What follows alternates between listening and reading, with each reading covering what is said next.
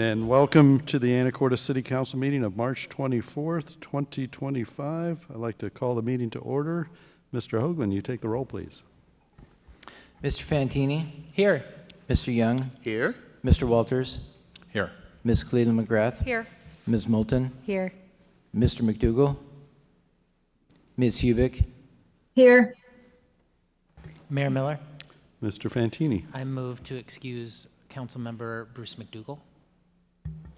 Second. Motion by Mr. Fantini, second by Mr. Young to excuse Mr. McDougall. All in favor signify by saying aye. Aye. Aye. Any opposed? Motion carries. Would you please join me in the Pledge of Allegiance?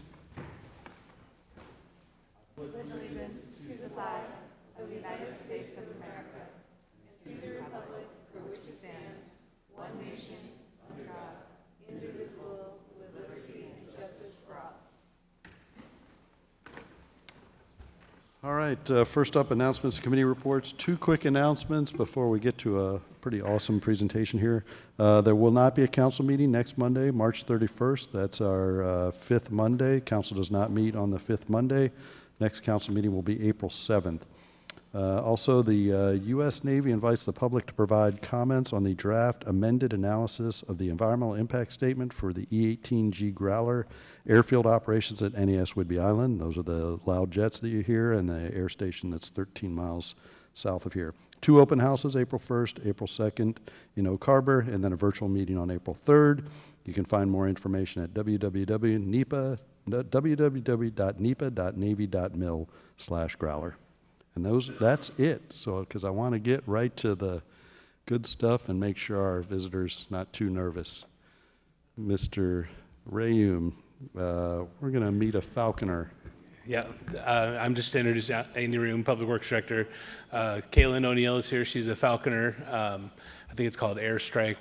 You guys signed a contract to hire a falconer to come and help us mitigate seagulls nesting on the top of City Hall. So she's going to have a few kind of opening remarks going up.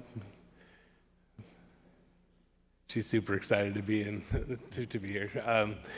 She comes 2 to 3 times a week, and we're trying to make sure, again, so they don't nest, the seagulls don't nest here, and it was either that or build a big wire system to try to keep the seagulls off the roof. So with that, I will hand it over. Hi, I'm Caitlin, and if you can go a little closer to the microphone if it doesn't make the her name is Crash. crash. She's a Harris hawk, and we do something called falconry-based bird abatement. So falconry is hunting with birds of prey, with trained birds of prey.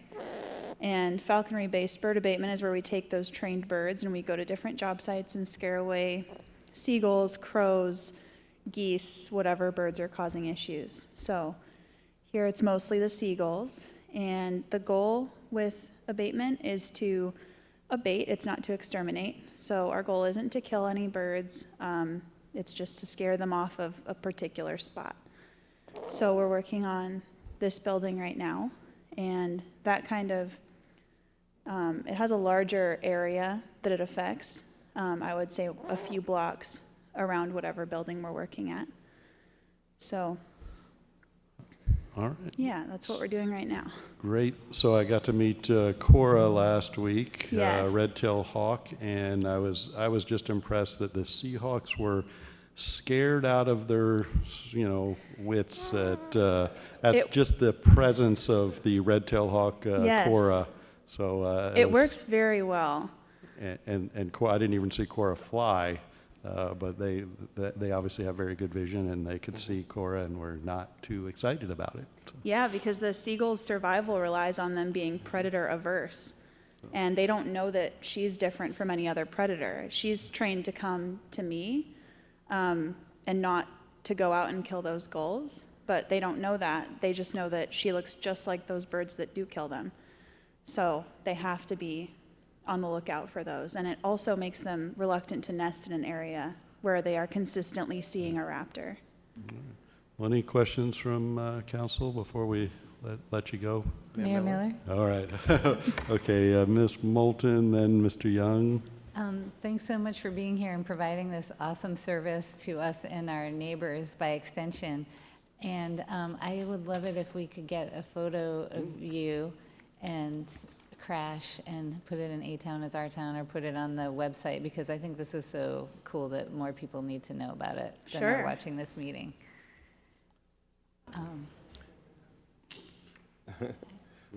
Yeah, we can do it now. Okay. Why don't you come up here? Yeah, maybe stand in front of the council, yeah.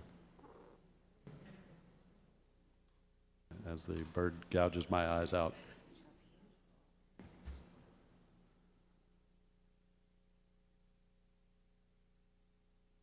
All right, okay.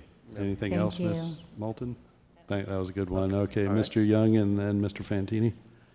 How old is she, and what's the life expectancy? So she is 4. She's just turning 4 in a couple months. We do free fly them. I always like to say that. It's dangerous to free fly a bird. But assuming all goes well, they can live about 30 years. Okay, great, great. Do you breed them? I don't yet. Got it. Thank you. Mr. Fantini. Thank you for bringing Crash. Thanks also for clarifying that we're doing abatement versus Yes. extermination. I think that's a very important thing to let people know. For sure. You mentioned that there was a red-tail hawk that you brought as well. So is this like not the only bird that you bring to town to do this? Is it like a team, or is it just going to be? So the birds that are going to be primarily working this contract are 2 Harris hawks, just like her. And the red tail, she's my hunting bird, so she's with me sometimes. But yeah, for the most part, the ones abating the gulls are Harris hawks. Cool. Thank you. Yeah. Anything else before we let Crash and Caitlin go? Okay. Oh, thank you very much. Appreciate you you. coming by. All right. Next up, Planning Committee report. Mayor Miller, Mr. Walters. the Planning Committee met right before this meeting. We talked about a number of things. First of all, we talked a little bit about our local subdivision process and the utility of taking in civil construction plans concomitant with a preliminary plat application. There's some risk in doing that for applicants, but applicants generally prefer to assume that risk at their option. So we talked about that, and we talked about the requirement for a 30 to 50% stormwater design before approval of preliminary plat, which may or may not need to be reduced to a code amendment and inserted into the code, but is certainly a very good idea because it can throw off a plat that doesn't have that level of design on its way to final. And then we debriefed the comprehensive plan open house that was last week. And we talked a little bit about the Planning Commission briefing that they are going to get this coming Wednesday on the new climate element in the comprehensive plan. And planning staff's opinion is that that'll be a really good overview for anybody that hasn't gotten into it so far about what the state statutory requirements are, what our approach is, and what some of the measures are that have been recommended by our climate team. So we're looking forward to review of that after the PC meeting on Wednesday. And I think that's the only committee report. I have one other thing, 2 other things. I was in a North Star planning meeting today about the North Star Symposium that is coming up Friday, June 6th. It starts at 8 a.m. And it runs more or less all day, but elected officials and service providers and builders and others will be invited to this event. There's some cap at about 250, I think, that will fit in the room. But you'll get more information about this later, but you might want to put a hold on your calendars for June 6th, all day. That's a Friday. And it'll be at the Swinomish Casino. We are going to have, among other speakers, there's a keynote presentation by Greg Colburn, who's the author of Homelessness is a Housing Problem, which is an excellent book that I definitely recommend. He's a UW professor who will bring to the table a lot of data and analysis that he's done for his book, and that will help inform some of the work that North Star is doing. So it's very much separate from that. I'll be hosting a community meeting tomorrow, Tuesday at 4 p.m. at the library main meeting room. We've got 2 invitees at that meeting. One is the CEO of Island Hospital, who will talk about the upcoming Island Health Levy Lid Lift, and also a representative from the Guimas Ferry Committee. The Guimas Ferry haul out is happening right now, and the neighborhood has requested a chance to chat with them and about parking impacts. So it'll be very informal, but it'll be an opportunity for people who are impacted by the ferry haul out to speak directly to the representatives of the people that are causing some of the impacts. And I expect it'll all be very cordial, but it will be an opportunity to make sure that people understand what impact the parking has on their neighborhood during the haul out. So that's tomorrow, Tuesday, 4 p.m. at the library main meeting room. Any other announcements or committee reports I may have missed? Okay, we'll move on to item 4. This is a public comment period, an opportunity for any member of the public wishes to address the council on anything that's not on our agenda tonight. I've got a couple folks that have signed up, but I did see a few folks come in later. But if you sign up, you always get to go first. And I'll start with Teresa Baker, and the topic is updates.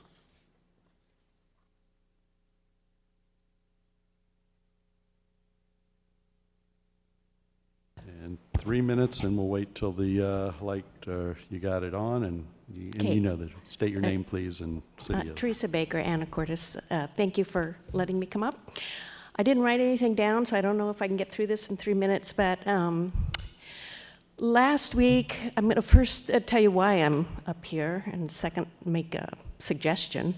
But last week, I was at a thing at the library for the newspaper that was trying to come down from Bellingham and cover some stories here in Anacortes. And I was very distressed to hear at the end of the meeting when people were suggesting ideas that some people think that the city council is dishonest, and there was a call to investigate certain situations and people on the council. And so I was really distressed because I've been to the meetings and I know what's going on, but I don't know everything, and I feel sort of lost a lot of times. So my suggestion, I don't know if this is a possibility because I know you're short-staffed, but I would like to see updates on, maybe written updates on what the council has decided and what's going on. A lot of things just sort of get mentioned and discussed, and they get discussed thoroughly, but then they just go away, and who knows what's going on. And there are people who like to go online and cause trouble, and they are doing that. And so if we could have some sort of written update every month, if that's possible. Like the movie theater is it's up in 9 months, 8 months, the lease is up. What's happening with that? What will happen with that? The city got $1 million for turning over the property that the bathrooms are on, and what's happened to that? I mean, where's the $1 million going to be used? How is it going to be used? I'm personally concerned with the Olson building and what's going on with that. Everybody's moved out of that building, and I know there are financial constraints with going forward, but where is it? I mean, what's happening? And I don't want to call people and email them and bother them all the time with my questions, but I have lots of questions, and I'm sure other people do too. So thank you. Thank you. Next, I have Zua Mu, and the topic is comp plan climate element. Yes, the topic is comprehensive plan climate element. And I am Shua Mu, Anacortes resident. And good evening, council members. I attended the open house last Thursday night, And there were about 20-plus community members, representatives from the consulting firms, as well as city employees, and I saw the mayor, and I saw our council member also at the meeting. And the presentation was basically information download with graphics, color-coded maps, numbers, terminologies that the audience are not familiar with. Not many questions raised during the presentation. And I didn't feel that if I ask all the questions I had, probably dozens, that wouldn't be fair to the presenters as well as to the audience. And after the open house, I got on the website to review the material. And there are a lot of bases are not included. And I also inquired Maker's representative about their in-house expertise on climate element, as well as their views on the policy, as well as regulatory trend in the future. And basically, as we are, it's something new, it's learning process for them as well. So that's not surprising. Therefore, because it's learning process for all of us, then we need to own the basis for the policy development. And it's imperative that our council request the consulting firm to provide presentation materials, key assumptions, data tables, definition of terminologies, mathematical formula used to calculate, including consecutive dry days, sea level, indexes, sensitivities, vulnerabilities, and etc., 10 days prior to any future open house. Otherwise, it's not going to be meaningful discussion between us and the consulting firm representatives. And during the open house, we were asked also to put color stickers, little round dots, on the topics on the posters. And because of the attendance, 20-some community members, it is low. This is not statistically valid. I hope this is only informational, not going to be basis for policy development.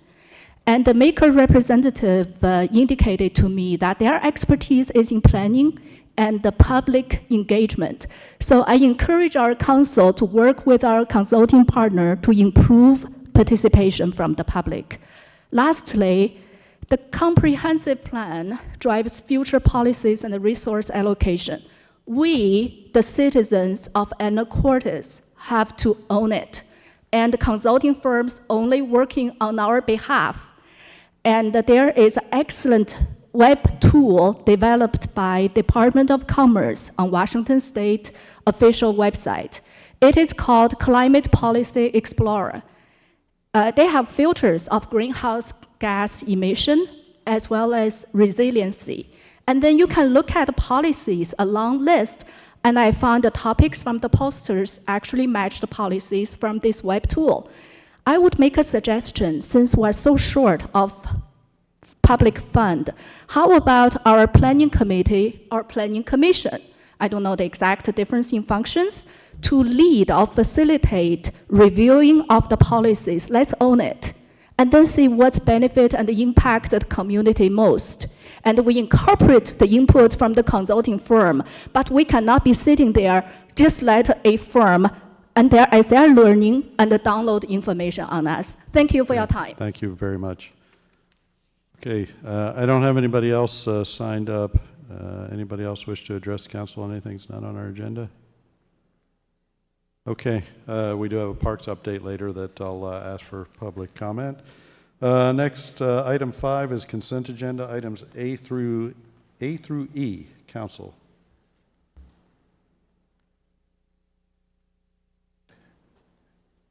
Mayor Miller, Mr. Young. short of any objection from council, I move we approve the consent agenda item A, B, C, D, and E.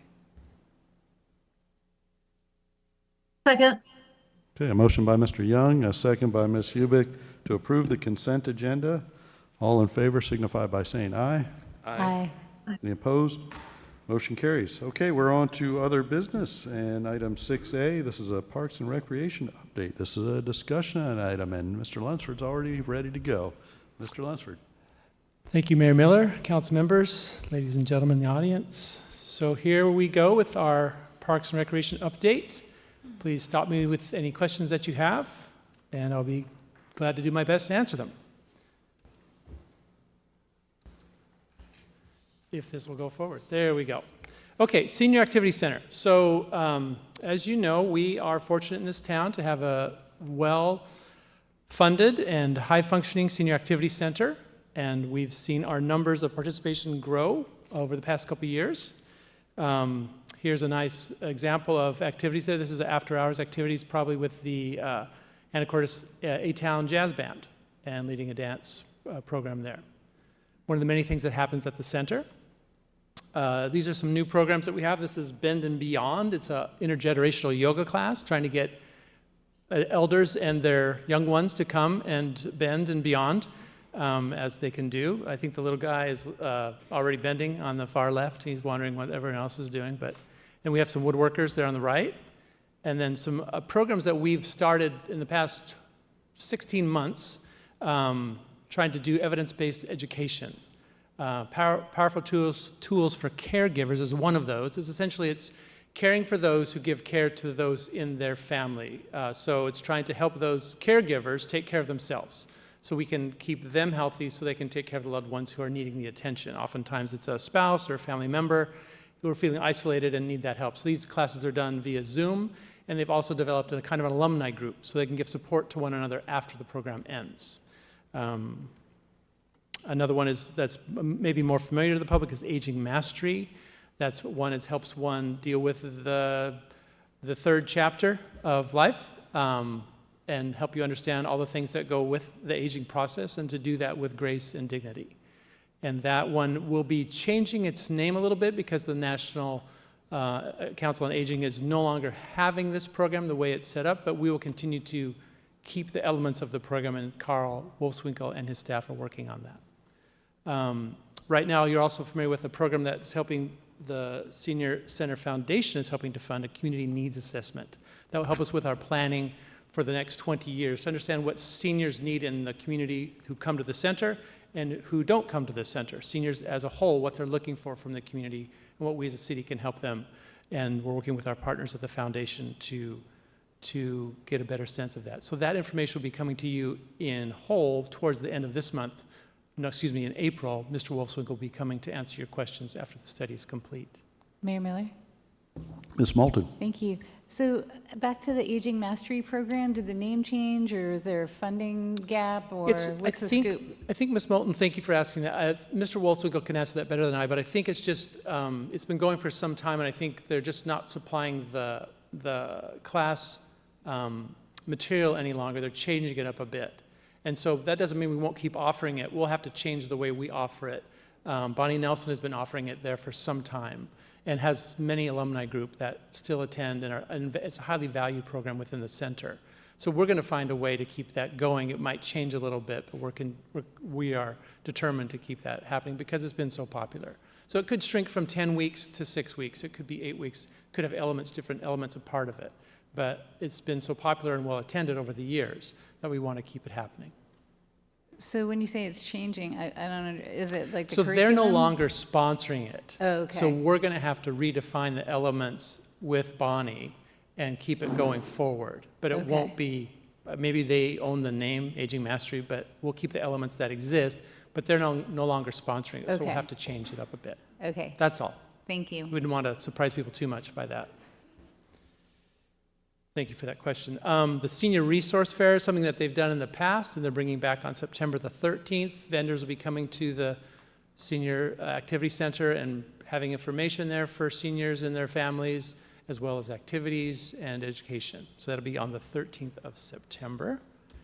And if you are hungry and want to go to the Meals on Wheels fundraiser on Wednesday night, you can do that at the center. You get the joy of being served by Chief Bill Harris, which is always a motivational factor for most people in the room. And in all seriousness, it helps support Meals on Wheels, which is a great way to not only care for our elders in the community, but to help them stay out of harm's way and isolation. Mayor Miller? Mr. Young. Just a quick question about the Meals on Wheels. is there a way for someone that may not be able to attend that event, but to make a donation to Meals on Wheels? Is that on the website, or? I believe it is. There's a poster out front in City Hall that I think has a QR code on it. But I can provide that to you if you want to, if your constituents ask you, I can provide that to you after the. Yeah, Thank you. Certainly. Thank you, Mr. Young. Recreation events. So Mr. South is in the audience. If you have any questions for our recreation manager, he's much more in tune than I, but I'll do my best here. Thank you to Public Works for decorating a garbage truck. Never looks so good. This is at the Winter Wonderland Walk. I'm told they disconnected the horns the second night because they were so popular when people got inside. Okay, so coming up, these are some events coming up for folks to know about. The Egg Dash, as the mayor knows, and Councilmember Young, who've helped us start it the past couple years. It lasts 2 minutes, no longer. And if you dally on the countdown, they don't care, they're going to go. So April 11th at 6 o'clock.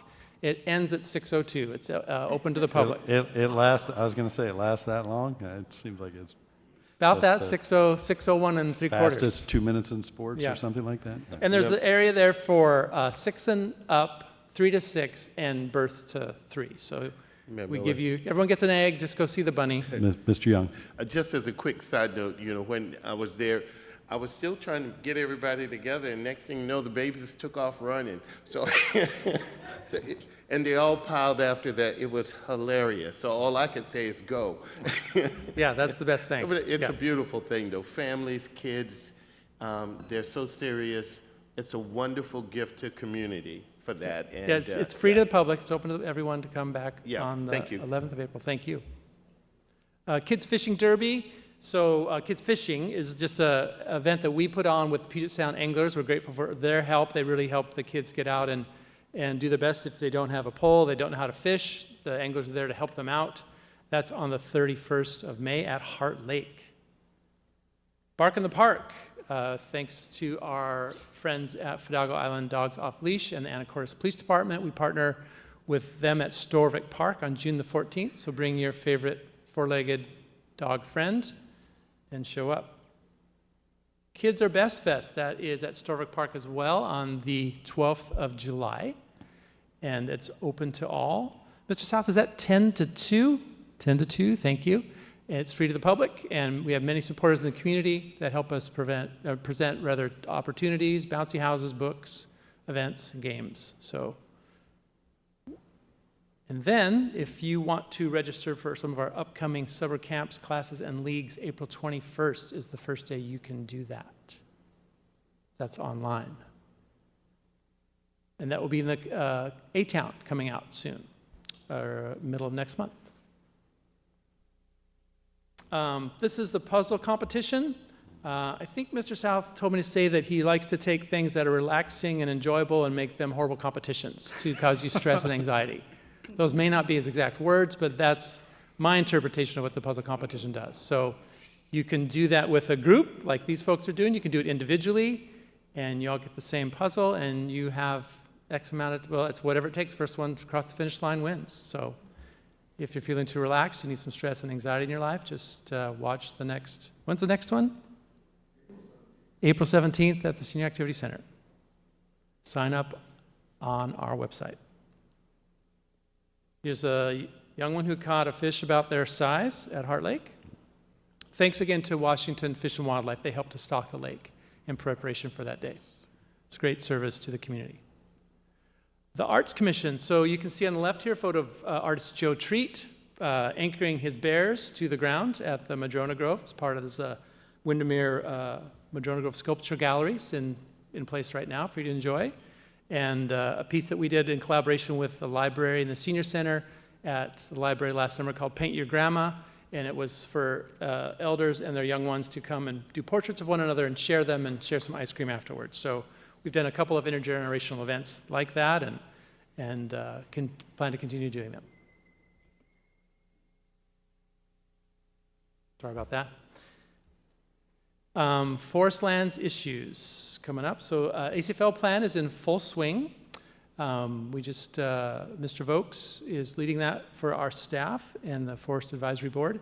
And the last meeting earlier this month, they started talking about the plan, taking all the public comments, and next the board will consider what to do next, all en route of bringing it to you. So they're taking the comments, synthesizing those, putting it into a draft, and that will come before you maybe this summer, depending on the schedule. We want to make sure we do it right and bring it to you, and then the public will have a chance to come comment to you while you're reviewing it. So the public knows that they've had a couple opportunities to write their comments, and this will be another one when it becomes before you. And the Whistle Lake Dam, we are working with our consultants. The geotechs are looking at options right now, so we hope to have information to bring to you in the very near future about what are the options that we can work with Department of Ecology, so you have a chance to see what the dam what will happen to the dam, or what course of approaches we'll take to make the dam more safe and to meet the standards from the Department of Ecology. This is the dam at Whistle Lake. It's been there since roughly 1920. Yeah, so we've been working with the Department of Ecology for several years to find out how to meet the standards with them. And it's science beyond my capability, so what went out to consultants to help us understand the hydrology and the needs. That dam was put in place originally to pump water from Lake Campbell to Whistle Lake to the town. So that's how it came about. Grandview Cemetery policy update. So we'll be bringing to you in the very near future, thanks to the help from Ms. Swetnam's staff, some updates to the Grandview Cemetery policies, and in that, some updates to the Anacortes Municipal Code from the plan. So some of that will go into code, will be updated and made more coherent with what our policies are. Also, we'll be introducing the concept of green burials at Grandview Cemetery. And if that is a sensitive subject for many, they are looking for that kind of option at end of life, and so Grandview will be able to accommodate that if you all feel that that is appropriate for that place. It's done in many places around us. We would do that here in our cemetery in a way that would allow for the dignity and respect that deserves, and to do so in a way that would meet the needs of many people requesting that option. The Ben Root Skate Park. So if you look on the right of your screen, you can see a parking lot and a restroom that are not there. So our goal is to build those this year. We're working right now with the Cultural Resource Office at the Samish Nation. They are helping us do a cultural resource survey. Because this is a state grant that is being converted, the land that was at the current restroom at 22nd and R was built with state funds. So to move it, or as they call convert it to a new location, we need to follow state regulations, and that includes doing a cultural resource survey. Once that's complete and the state signs off, then we can go out to bid with our project. And it's a good place to point out where the $1 million from the MJB vacation, primary portion of that is going to this project. So correct. When council voted to approve the vacation of city right-of-way on that parcel where the bathroom is, they gave us a check for $1 million, and that's the primary use of that fund. Yep, thank you, Mayor Miller. That's exactly right. So that's going to help to make that whole and provide that right next to the trail for users of the skate park and users of the Thompson Trail. Thank you, Mayor. Mayor Miller. Mr. Walters. I remembered my question that I forgot to ask you earlier, and that's about this. Have you considered the use of Portland Loo style bathrooms at this site? We have. And so we talked to this. What's your analysis? Our analysis is that to put it in restroom lexicon, we need 4 holes, and that Portland Loo, you'd need 4 Portland Loos to meet that. So we have to... Even if they are unisex? So we would need, yes, we need to convert what is at the 22nd Street restroom as best we can to the new location. Is that a condition of RCO's grant? It's or their policy? The conversion policy calls for us to meet that as best we can. So that was our recommendation, is to go with the CXT unit like we have at the depot, without the sinks in the front that the farmer's market uses, so something similar to that there. And we think those have withstood, those serve the public very well. They give the privacy the public is looking for, and they stand up because they're kind of built like they belong in a penitentiary. They're built of concrete and steel. And so the Portland Loos, I would need to get 4 of those, and that would probably close to double the price based on the prices that we've seen. And they don't have the same kind of privacy that a restroom like the CXT has. So, Yeah. I mean, my concern was simply this is more remote, will be somewhat less supervised, and the world we live in is a little different now. I mean, the reason Portland loos were developed was to be able to mitigate some of the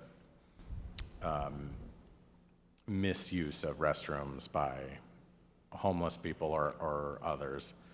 And if we have restrooms that are closed and locked because we can't have them open during all hours, then we effectively have less restrooms than.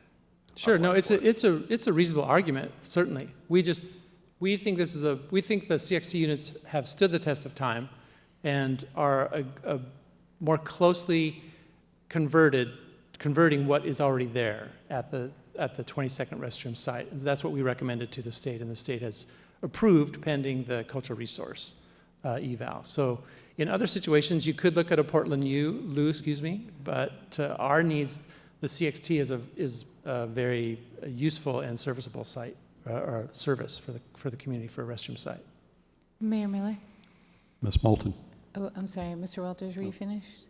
I didn't mean to, so just to continue on that topic, I know there have been occasions where we've heard from the chamber that even our downtown restrooms have been the scenes of illicit drug use, graffiti, vandalism, and I'm not sure if that's happened at the depot or not. It has. And I know it's happened at the heart of Anacortes, and being in Vancouver, Washington, and being on the shoreline and seeing those Portland type loos, I mean, granted, you don't have like awesome, you can see your feet, they're not totally soundproof, but they're way less likely to be used for purposes other than that of restrooms.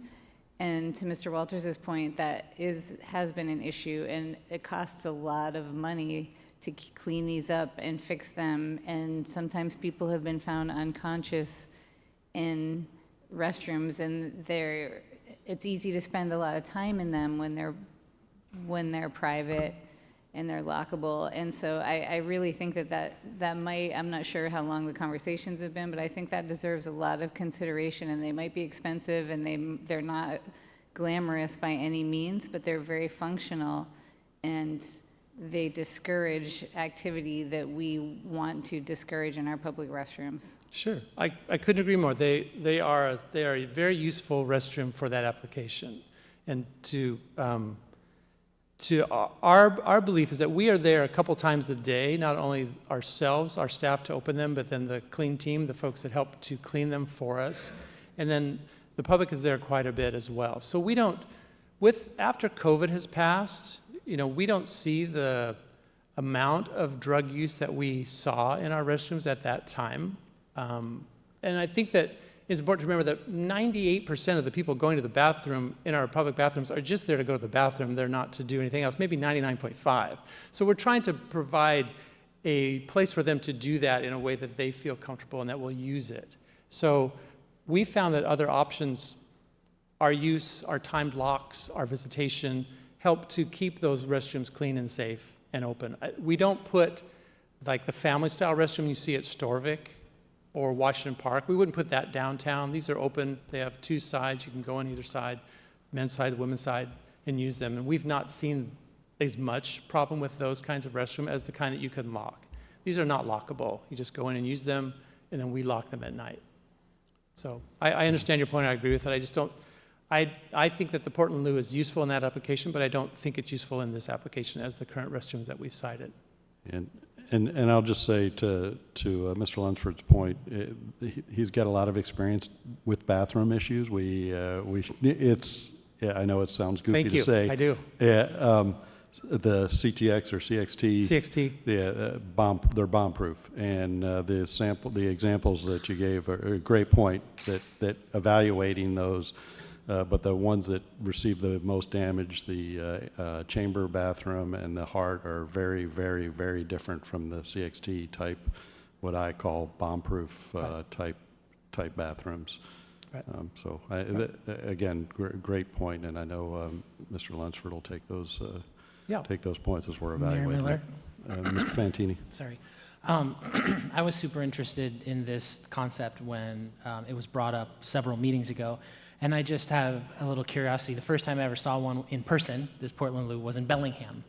And it's definitely different than what we're used to seeing in Anacortes. And so I went online and I'm trying to read about how effective they are. And most of the studies that were cited or the articles that I read had to do with cities that are Bellingham size or bigger. So I was just wondering, if there are any examples of those working in smaller communities like this. And I know with the chamber bathrooms, a lot of those issues had to do with the doors. The doors were very not bomb-proof, for lack of a better term, and they were super easy to bust into. So these would be different, I would assume? So this will be very much like the ones you have at the depot right now. CXT models is what's down there. They just come in different styles. And so then we work with a local contractor to put on locks that we can control and set the time so folks can come and go. And then we have, like I say, our staff going there to check them. And then the clean team comes. And then at certain times of the year when it's more use in the summertime, then our crew comes through and sweeps as well at night from Washington Park. So that helps us to deal with the issues. That's not to say that people don't go in there sometimes, and we do have problems with drug use in the community. We're not immune from that, the burden that the rest of society is struggling with as well. But I'd say that with that adjustment in our tactics and the style of restroom that we've seen, the problems that we had have gone down since the COVID pandemic with drug use in our restrooms. And then would they also, like the Portland Loo ones, do those lock at a certain time, or is kind of the vision of that they're open 24 hours, or? I would imagine you could install a lock in them like we have here, but I don't have experience with them, so I'm not certain of that. But I would imagine that you could put a lock on that. If they have battery operation, we could do that. Thank you. Yep, thank you. It's a good discussion, and I think it's something that we're continuing to look at to serve the public the best. That's the easiest way to say it. Mr. Young? Thank you. Given, society is changing from what it was, our views of our own Mayberry, okay, and we have something extraordinary here, we do. But society is changing, and sometimes the hope that everyone will do the right thing is just not a real concept to expect. And although we question privacy, but sometimes when it comes down to privacy, it also assumes that people will do the right thing. If we get to such a point that we, it's really costing more and harming more people in a preventative matter. Sometimes cameras help not to infringe on your privacy with what you're doing in there. It's not that. It just sort of allows you to be able to see who's going in and who's going out. That's not for everyone to know. That may just be for the police. 24 hours, it just goes away if there's not a problem. But at some point, if the trend continues, we have to take those additional steps. And those additional steps may mean that, the few and the select know that you went to the restroom. But the footage is eliminated later if it's not needed. 24 hours, there's security everywhere for that. But it could potentially, if it gets so bad, help us identify the people that may be consistently creating a problem, and or those people that are in need of help. But I'm just saying that, not that that is the option I believe we need to do now. I think that we just, in the future, if things continue to get worse, and we reach a point that as a society we just can't afford for this to continue, then, cameras are important. It's not about the camera of wondering what you're doing inside once you close the door. It just shows us sometimes that these are the people that were in there during this period of time, and this is the damage that we came out with. And if we're really trying to figure out who did what, that narrows down the list of potential candidates. So, of course, I'm not suggesting that now, and I need to be clear about that. But I'm just saying that at some point, we may have to deal with it that way and still honor the privacy of people going to the restrooms. Yep. Thank you, Mr. Young. I think that one thing about this skate park and pump track that's different than the last one is that because of the design and the usability of all age groups, you have parents down there and people of all ages, and they've done a nice job policing themselves. And so what we say in the parks, if you want to kill a party, just have some parents there, and that does a nice job of it. And so that park has changed quite a bit in its tenor and demeanor with the redesign. So hats off to Grindline and Rachel at the skate shop and the mountain bike club and Mr. Vokes who helped get that design forward to us, but it's really changed the tenor of things down there. Thank you. Mayor Miller. Mr. Walters. Just as a brief coda to that, if anybody wants to see the Portland Loo, Oak Harbor put 4 of them in their Windjammer Park. And of course, the ones in Vancouver are on their pretty high-end new waterfront development. But Oak Harbor's a lot closer. Yep. Thank you. Okay. The Maritime Plaza, also known informally as the Depot Plaza expansion, included a map on the right-hand side so you can see what we're talking about just to the to the east of the WT Preston. So the area that's hatched is the area that we have the grant from the county, the .09 funds, the economic development funds. And then the image on the left is what we are thinking the plaza will look like with stormwater function. This one will be made of concrete because we can't afford the pavers. We didn't get the full grant that we asked for, but we can still make a nice plaza with electric utilities and water and the stormwater that we need to service it. And so we're expecting to have those designs into us by summertime and go out for a contract by end of summer. So build it after the festival season, the arts festival season is over. That's our goal, to have it ready for market 2026. Thompson Trail Trestle Project. So in 2 weeks, it's not as interesting as the Falcon, but we're going to have our presentation on the Thompson Trail Project, the feasibility study we've been doing for the past few years. So I've invited representatives from the Samish Nation, our partners, and the DNR. And you'll have Lauren Schroeder. She's our project manager from Hanson Professional Services. She'll come and present on what their findings were. So that will be something on the 7th of April to look forward to. And you can ask her a lot of the questions because she's really good at what she does. Ship Harbor Interpretive Preserve. Okay, I made a mistake on this one. This is where I'm talking about, right? So that's what we're talking about. The area looks kind of like a jelly bean. That includes the state ferry parking and I guess that'd be the northwest end of the trail, part of which floated away a couple years ago.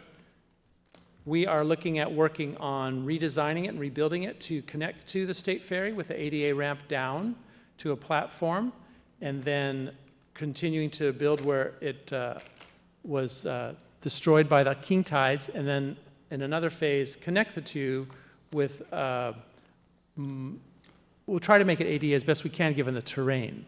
The we in this is ourselves as the lead. We would probably partner with the Port of Anacortes because they own much of this land, and the Samish Nation because this is such a highly sensitive cultural site.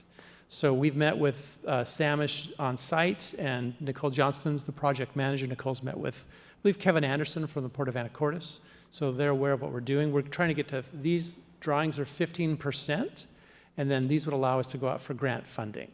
So programs like ALIA and other programs through the state would be a good opportunity for us to try to get grant funding in do the grant applications in 2026. If there's other funding that becomes available, we'll look at that. The estimate to do this is between $1.1 and $2.2 million. Mr. Young. Just a quick question about ADA. Does ADA require full access, meaning to the whole area, or does ADA require accessibility to be able to enter it? It doesn't necessarily mean that you have to have access to 100% of it. Right. So for our goal is to make it ADA standards from the parking lot of the state ferries down to a platform at which a person could have the view, and then as the grant funding would come in, then we could make it access to the beach. That would probably be done with a helper or assistance. And then, if possible, make it ADA accessible again down onto the boardwalk. So our goal is to expand the experience for everyone with mobility issues from the State Ferry down. And then coming from the east, it already exists. The standards for ADA change. And a lot of this came out of our work, I don't know, 15, 16 years ago with barrier busters, Kirk Kennedy, and many folks might know Kirk, and the work that he did for us and with us to try to find ways to just simply remove the barriers to accessibility. And it's because some of our parks and forest lands, given the terrain, it's hard to make them ADA accessible like you would at a parking lot, for example. But we try to get as close as we can for those with different abilities to either go with a helper or by themselves if they're more able.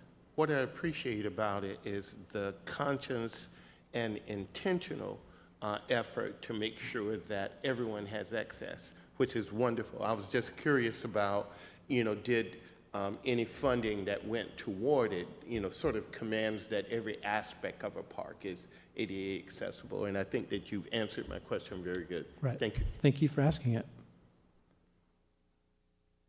This one, we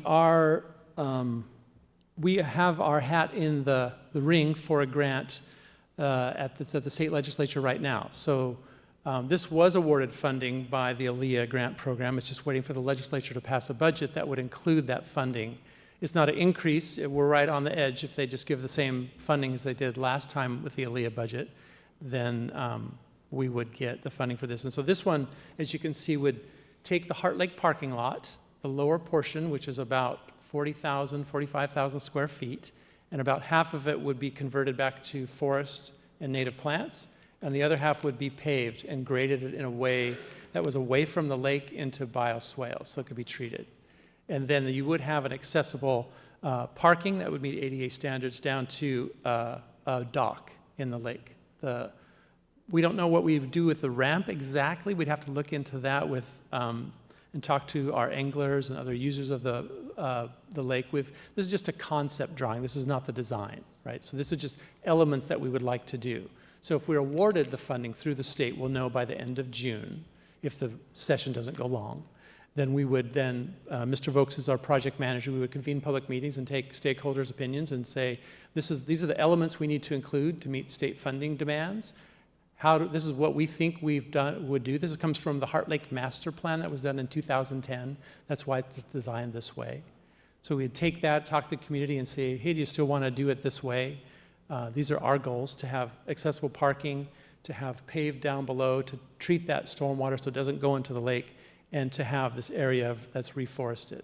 The reforesting plant list was developed by the Samish Nation, so we work in cooperation with them to do that, and then have a planting with Samish and their staff, and invite the community to do that. So it's to make it accessible to people to deal with the roughly 20,000 square feet of gravel that's on we would call the kind of the western lobe of that parking lot, and reform it. So you still would have parking for horse trailers and stuff up above, and horse trailers across the road, and then boats and others for trailers could be down below.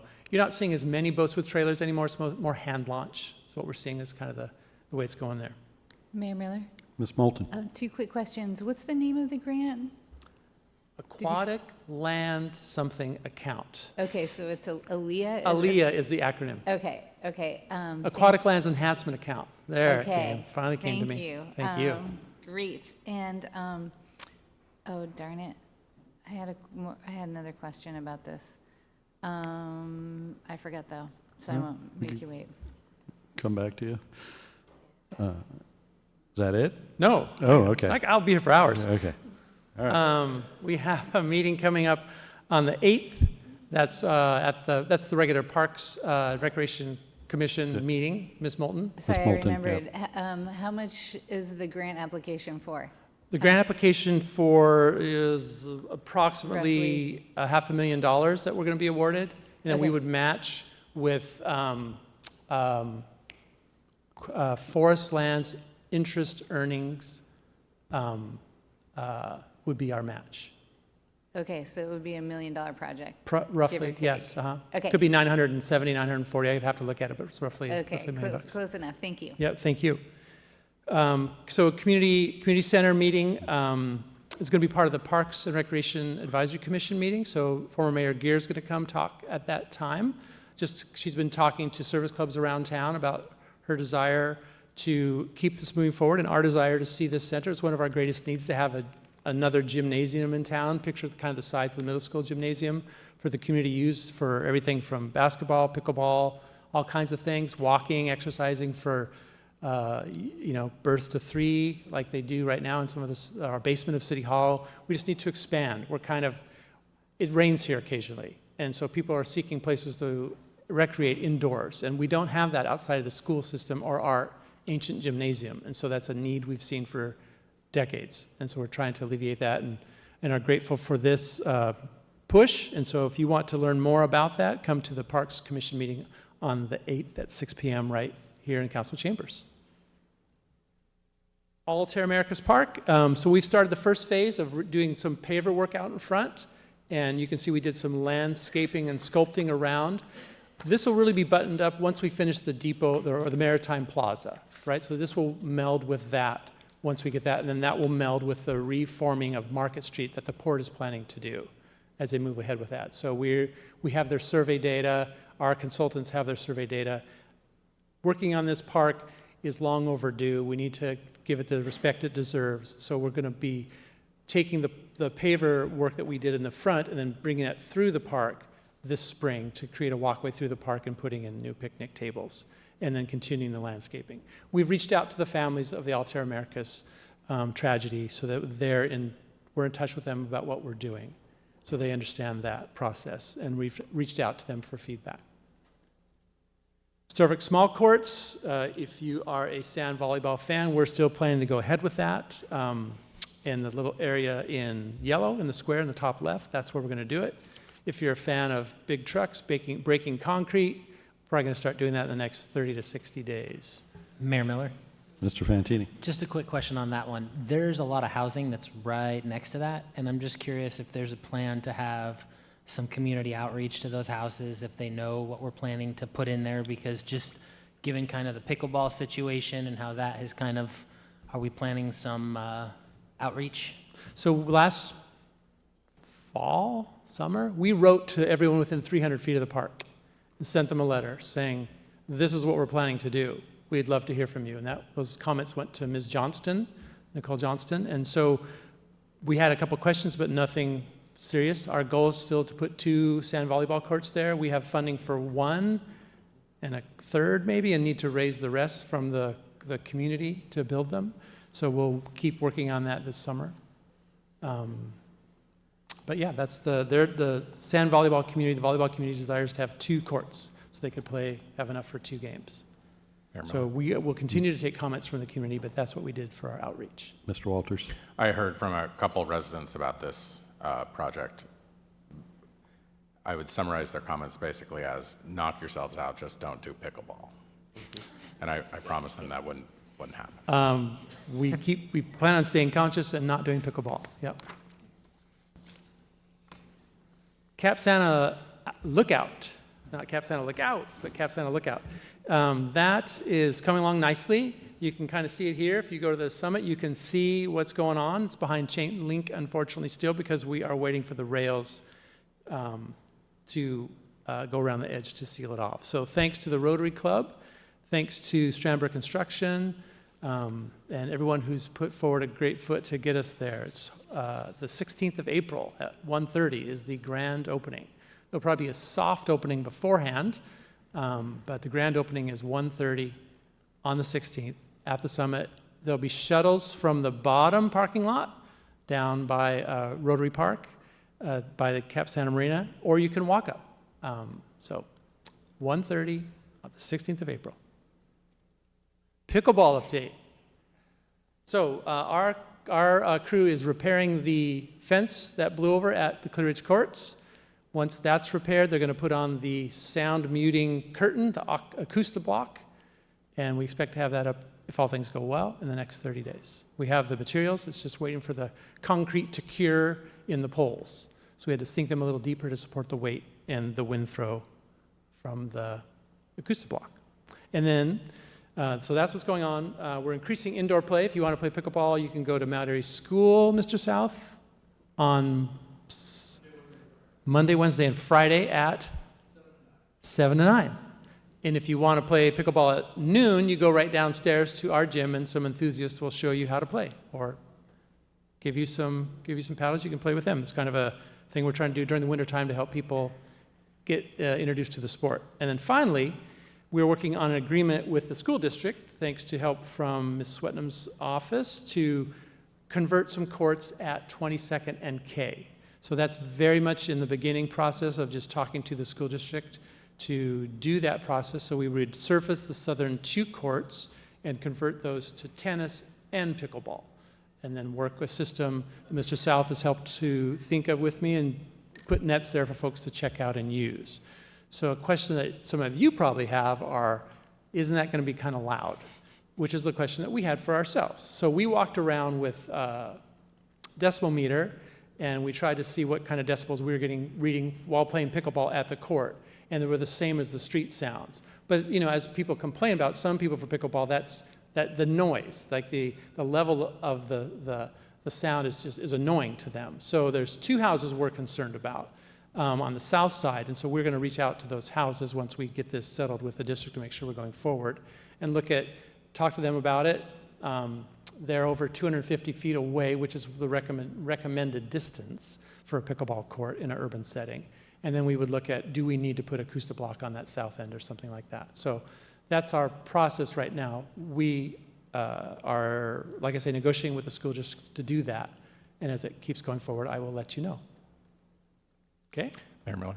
Mr. Walters. Have we considered closing the Clear Ridge pickleball courts, physically locking them after hours, as some of the neighbors have requested, to give them a little respite from the pickleball noise in the evenings? We have considered that, but that would be difficult for us to staff. I mean, the only locks that we open and close are the Washington Park Loop. And for us to pull staff out of Washington Park to do that in the middle of summer, I just don't have staff to do that every day. It'd be difficult to do. So we've looked at that. That's why we want to offer new options, other places for outdoor pickleball enthusiasts to go. We've been working with the folks downstairs in kind of an experimental lab to try to find different kinds of pickleballs that were quiet. So our goal is to look at what we can do by expanding use. And if there were options then at Clear Ridge, could we say to the folks, try this kind of ball on Sundays to make it a little quieter, or other times, and see what would happen. So our goal is to expand other options out of Clear Ridge, and then look and see what our options are there for changing hours or looking at hours. The great thing about pickleball is people of all ages are playing it. It's doing everything that I think I've said here before, and it gets people outside playing them and interacting and engaging in a way we want them to do so in a healthy way in our parks. And sometimes, it's having those 4 courts as our only outdoor courts in the Clear Ridge neighborhood. It overwhelms that neighborhood, and we're aware of that. So we'd like to expand the options here to 22nd and K, if that works with the school district. And then we will look at some of the things you're bringing up, Mr. Walters. Yeah, I just want to clearly express my concern about expansion of outdoor courts at 22nd and K, because we don't need any more of the impact that has been caused at Clear Ridge. I completely agree with trying to find other options, including indoor options. I understand the virtues of it, but the impact on the neighborhood, and it seems to not be specific to individual people that live in Clear Ridge. I mean, this is a well-known national problem without a with the doubt. sound of pickleball. Correct. There are lawsuits, there are problems all around the country. Yeah, so I'm very hesitant to expand at 22nd Street and potentially make the situation worse, unless we are very certain that it's not going to have an impact on the neighborhood. We're doing our best to mitigate that and to investigate it as best we can beforehand. So, Mayor Miller? Mr. Young. No, I think it's important that we, well, first of all, say thank you for coming up and doing such a stellar presentation. You have consistently brought details and intentions down to the level of just an amazing display of thought that went into it, reverence for the community, hope for building something that people can enjoy. You do that consistently. Don't get the big head, but Don't worry about that. but that's just a little tongue in cheek. But I'm thankful, and I wanted you to know that. But I'm also, at the end of the day, appreciate how your management of the parks have been since I've been here. I've been here 15 years, and each time one of the things that I always found so impressive was the wonderful park system that we have here in our city. And I appreciate that. And so even in now also trying to address the needs of community, to make sure that we've got these outdoor activities, whether it's bark in the park, or whether it's the Easter egg hunt, or all of those things really do make for a beautiful community. And there are a lot of communities that don't have it at the level we do. So I think it's also important that, even though we may have ideas as a council of what we are concerned about, because again, the noise from pickleball is a concern. However, it's also a wonderful thing to make sure that we're providing a choice of activities. And I think that your department is doing just that. And I think doing it well. I don't believe we will ever have 100% support for just about anything we've ever done, but I do appreciate what you're doing. And personally, I think that if we can mitigate the noise issue like you're talking about, the ideas of using different balls, all of that, for me, that's intentional mitigation, and I appreciate that. Personally, I do think I'm, hoping to learn a little bit about pickleball myself, and I live there in that neighborhood near 22nd. So, for us, using that would be a wonderful thing. Thanks, Mr. Young. Yeah, Wednesday at noon, they'll teach you all you want to know. Mayor And- Miller. Mr. Fantini? Sorry, quick thing. So you mentioned that cost of like having someone go out there and lock the courts is kind of a prohibitive of doing that. What, I'm sure people call and complain now. What do we tell them to do? Like, what do we do? Like, if someone calls and complains and says, hey, somebody's playing out here, it's 9 o'clock at night, what do we tell them to do?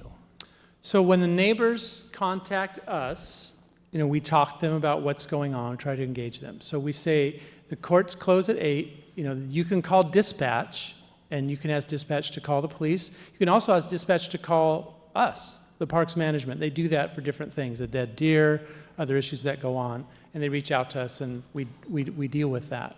So there's options for people to do. So they can contact us and let us know, and they don't need to go play the heavy. We can go out there. That's what we're paid to do. So we do, if someone calls and complains and says they're playing past 8 o'clock, we do send someone out there? So they haven't called and dispatched us. They dispatch the police, and if the police can break away, they go. We encourage. I'm just trying to do the cost analysis there, because if the police are going out there, what's the best solution there? Sure. Again, that's our hope is that people, and by and large, people try to obey the signs and obey the times because they don't want to ruin it for the rest of the community.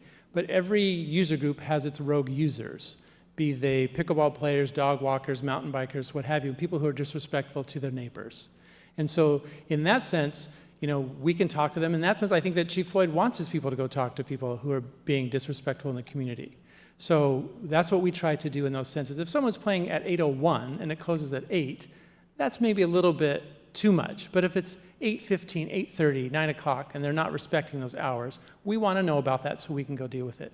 We would look at, if that was the case, we would look at changing our patterns of management of that. If these sound barriers and curtains that we're putting up don't deal with it, if the extra parking we're putting in doesn't help the situation, it's a dynamic situation, and we want to be good stewards in that neighborhood, and we've heard that we are not being. So we want to up our game and do that. So we'll look at those situations as we need to. We might have to come and ask for more assistance to get those closed in the way they need to be to service the community. I'm not sure yet, but we're trying these incremental approaches with sound barriers and parking first before we look at changing those other options. Thank you. Thank you. Mayor Miller. Ms. Cleveland McGrath? Thank you.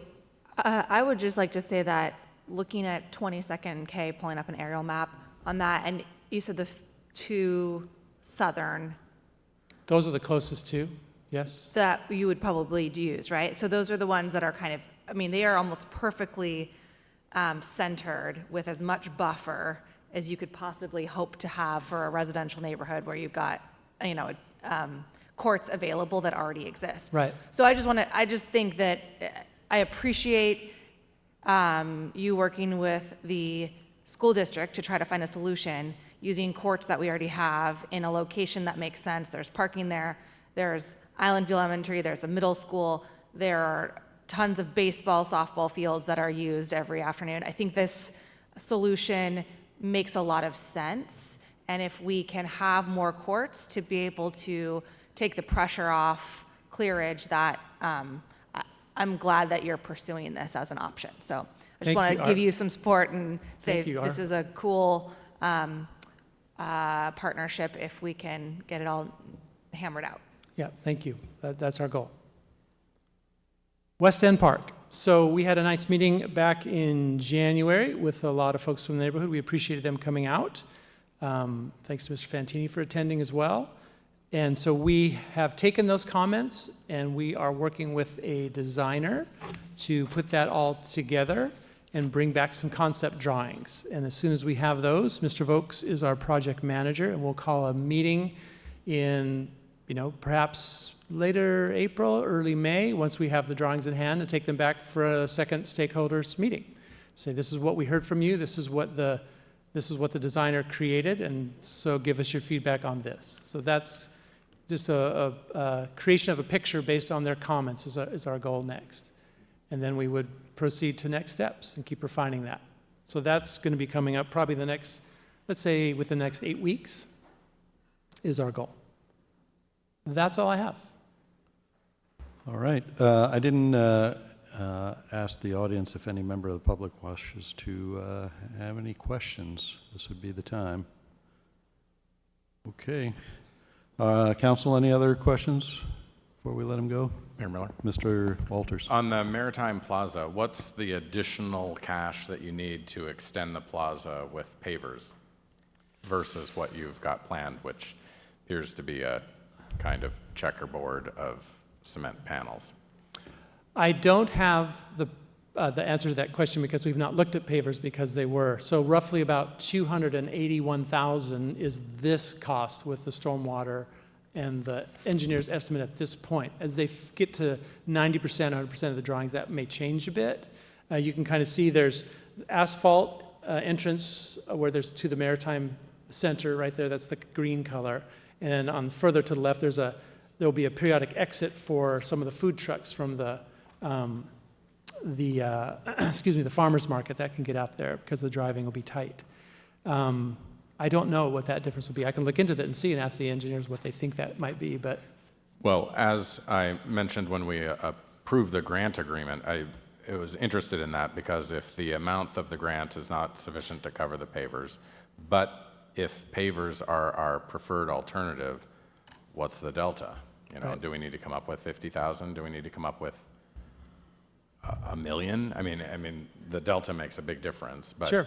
I don't want to sacrifice quality if it's a relatively small amount of money or if it's some other pot of money that we can find someplace. I do want it to be cohesive with the rest of the site and also in some way cohesive or consistent with the port's plan at the plaza to the south of the Preston and with the street improvements they're doing there. I assume that this is not going to be red circles surrounded by white squares, but that's all you've given me, which makes me nervous. So That's not our goal, Mr. Walters, to make you Okay. nervous. Our goal is just to give you a pretty picture to look at. I can make those available as they come along as we get to 60, 90, so you can see those. and But I can find the delta you're looking for. that's what I'm looking for. Thank you. Yeah, thank you. Also, we have recently received some input from members of the public about the dog park at Capsana, which is not our dog park, it's the port's facility, and I think we've clearly communicated that to them. But, so as a result, we don't have any constraints really on what the port can do with that piece of property, and maybe we wouldn't want to. But given that there are a number of people that use that piece of property, and people that don't live near the H Avenue Dog Park, do we have any possibilities, or have you had any thoughts about finding other parcels that we could construct a smaller dog park somewhere in downtown or midtown or anywhere, you know, sort of near the existing Port Dog Park? So we've looked at some possible West End options in the Skyline area and are having those conversations, but we don't own the land, so those are taking some time. We don't have a lot of options downtown that aren't either wetland by the sewer treatment plant or being used for this expansion, just the trail, Thompson Trail property is too narrow. We don't really have options there. I can't think of one off the top of my head that would be, that's not currently used as a public space that we could use. People, yeah, so we could change. I'm sorry, go I haven't ahead. thought of one either, but if we identify it as a need, because I think it exists as a need, people would like to have in that segment of town, more the northeasterly segment, some kind of off-leash dog facility. Maybe something will present itself over time. Yeah, no, I think it's good to identify that as well. Thank you. All right, any other questions? I almost let you go away. All right, well, thank you very much. Appreciate that. Hopefully, everybody enjoyed that update. Next up is item 6B. This is a contract award, 2025 water line replacements. It's a discussion item, possible action. Mr. Rayum, and you're already ready. Ready to go.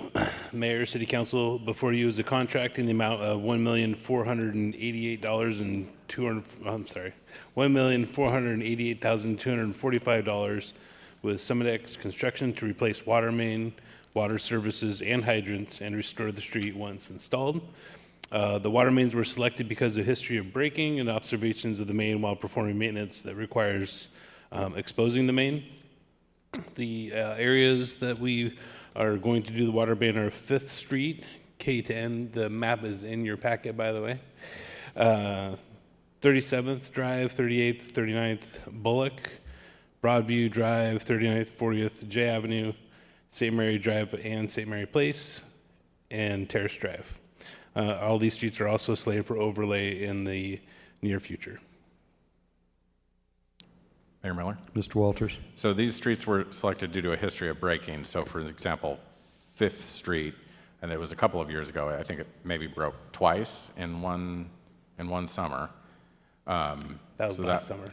That certainly makes sense to me. However, right next to it, 4th Street has the same size, type, and age pipe, namely 8 or 6 inch asbestos cement type installed in 1940, and then N to commercial is 6 inch AC installed 1940. Like those are the same vintage and they're right next to each other. Shouldn't we go after those in the same, I mean, I understand this is all put together, we're going to approve it and everything, but in the future, shouldn't we be going after all the pipes that are right next to each other in kind of the same area of the same vintage and the same size? Like, doesn't that make sense? So there's a lot of variables that come into play when you select which pipes to replace. The soil type, the bedding of the pipe when it was installed is really one of the biggest ones. But if they're all the same vintage and in the same neighborhood, aren't those likely to be the same? No. Yeah, there's very wildly different circumstances around each piece of main. It's really dependent again on the install, who installed it, how it was installed, if it's under the water table, if it's above the water table, if it's the type of soils it's in. There's quite a bit of different variables, but what we have been doing to date is that usually we're seeing issues repeatedly, and those get elevated to the top of the list for main replacements. Yeah, no question on 5th Street. It just seems to me that same vintage, same size, same type, right next door, one block over. Maybe it hasn't had the break yet, but maybe the break's coming. And I would expect that there to be at least some minimal cost savings and mobilization to be doing pipes that are all right next to each other versus all over town. And it seems like our approach generally is to do pipes and streets that are kind of all over the place based on the criteria, the type of criteria you mentioned. But then that also ignores streets or pipes, in this case, that are right next to each other that are very close to the same condition. And the other pipes that are identified on this map, 37th, Broadview, those kinds of things, those are all more recently installed than the ones in Old Town. Broadview is 1950 and 55, 37th Street is 1975. So when might we come back to these the older pipes that are in Old Town that are right adjacent to 5th Street that has broken repeatedly recently?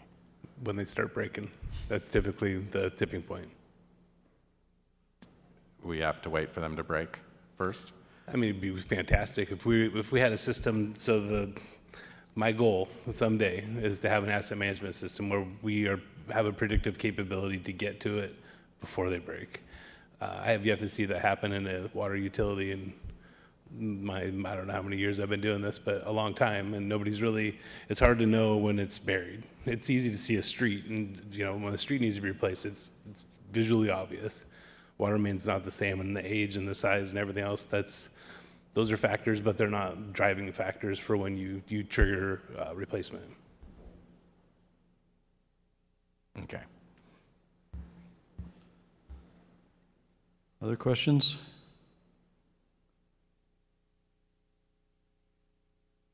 Mayor Miller, Mr. Fantini? are there other water pipes that are coming up to be replaced that have also broken? So we prioritize a group of pipes every year based on mostly on their history and what we know about the integrity of the pipes. So we do this every year. We'll come back with about $1.5 million, $2 million of AC pipe replacement as an annual occurrence.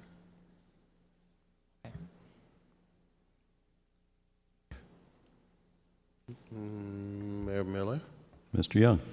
if there's not any additional questions by council, I move that the city council authorize the mayor to sign contract 25-036-WTR-001 with Summit X Contractors in the amount of $1,488,245.28 to perform the 2025 water line replacements. Second. Motion by Mr. Young and a second by Mr. Fantini to approve the contract as presented. Any additional discussion?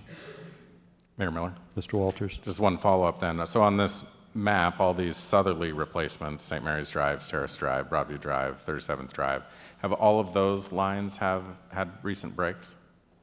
So it's not always just the main. So sometimes it's the water services that'll be breaking a lot.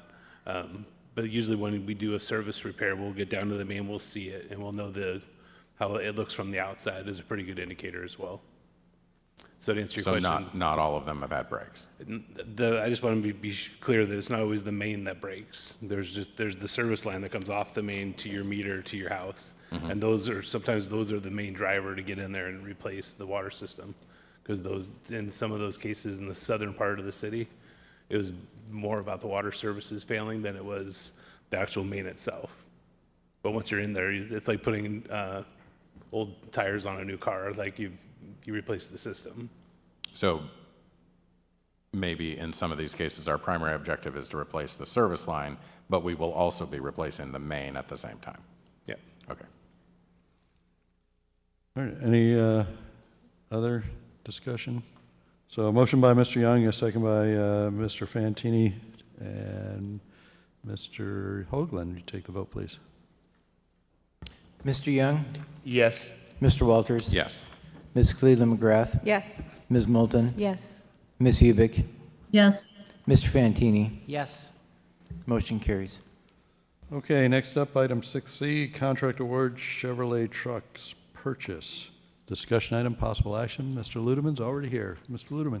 Good evening, Mayor and Council. Tonight we have a contract for 5 new pickup trucks, so 1 flatbed in there, for a total price of $352,134.46. A couple of these are replacements out of our replacement fund. Several of them are new purchases out of the CFP. Any questions? All right, questions? Mayor Miller, Ms. Moulton. Thank you, Mr. Ludeman. I appreciated the description in the agenda bill, and also that you let us know that this doesn't result in an increase in our fleet. Thank you. Mayor Miller. Mr. Walters. The first item, the Chevy 2500, item A, is one that has already been replaced. It's replacing, this will take the place of a vehicle that was retained. So yes, that vehicle was previously replaced and retained. So while it's not an increase in our fleet because we retain this vehicle, it is an increase in ER and Replacement fund. R. Yes, it is. Because that vehicle wasn't in ER and R. Correct. And this comes up every once in a while. You know, somebody wants a vehicle that's replaced under ER and R, but they also want to keep the one that is being replaced. So it's actually an addition. We've been working on that, but that's why I've been trying to, my agenda bills put on at the end, it will be surplused or it will be retained, and most of them lately have been surplused. And right now, we're cleaning up some of those ones that were retained previously. There's 2 of them in here that were retained that we'll be getting rid of.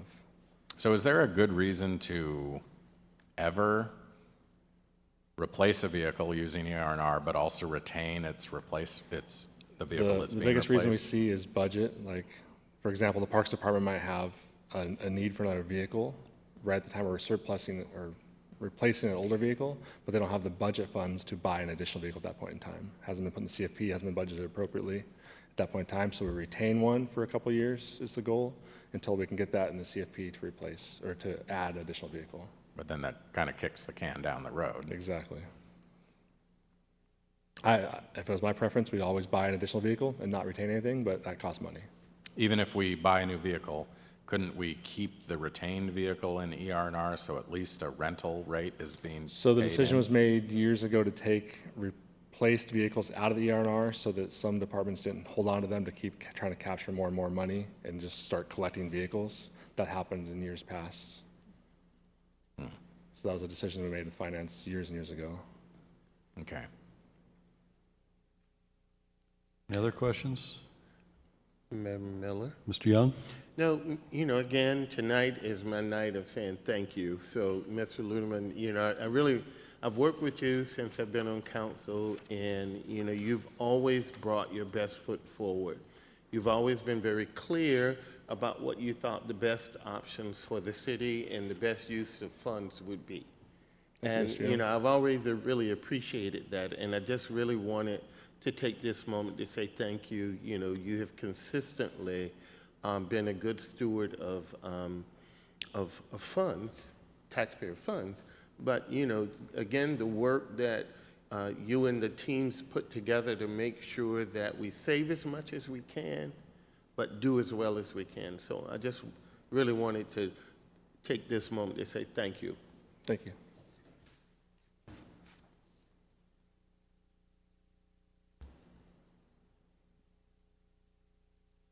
Mayor Okay, Miller? well then, Miss- thank you. Ms. Moulton.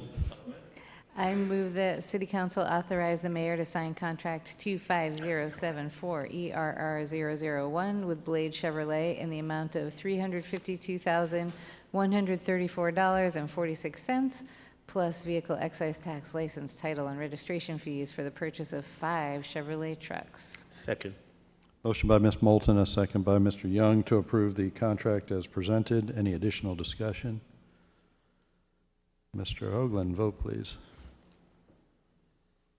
Mr. Walters? Ms. Cleveland McGrath? Yes. Ms. Moulton? Yes. Ms. Hubick? Yes. Mr. Fantini? Yes. Mr. Young?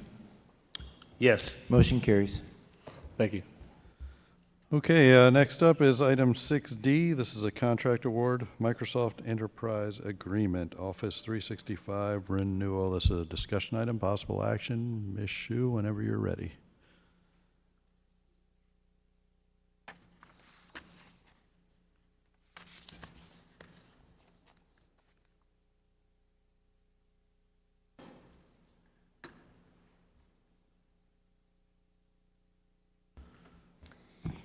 Mayor, council members of the audience, it may have taken me longer to bring up the presentation than this actual presentation will take. Tonight, I'm asking for consideration to approve the contract with Microsoft. This is the year three of a 3-year agreement with them. The purchase price is $122,930. $122,930.45. It is a budgeted expense. We always do these agreements using a purchasing agreement. This one specifically is through the Omnia partners. And as we've discussed in previous years, most every software has transitioned away from being owned by the city and instead is more software as a service where you like rent the access to that. We do ensure that all of our tenancies are government tenancies, and that means that all of our hosting is within the United States, and that ensures that we're meeting all of our PCI, HIPAA, and CGIS requirements. So I'd be happy to answer any questions that you have. Council, questions?